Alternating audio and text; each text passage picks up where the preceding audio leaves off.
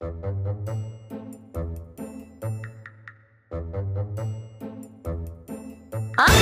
කොහමද දැන් සිලින්ඩරේ?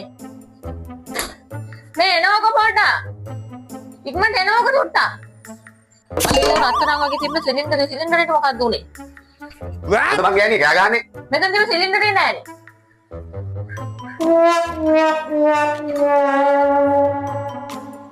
මෙතන වෙලා ඔලුව කසකස් ඉන්නත සිලින්ඩරේ හොයනවා. සිලින්ඩරේට මොකද උනේ කියලා හොරුවක් තරම් කියලා සිලින්ඩරේ.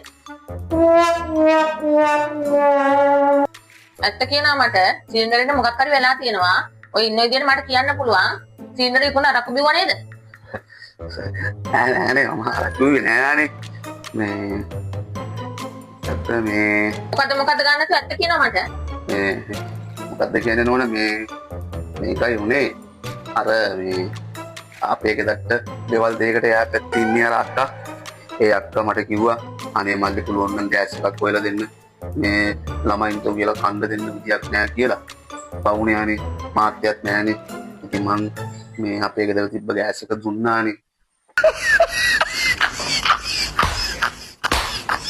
ඔක තමයි අනේ උනේ.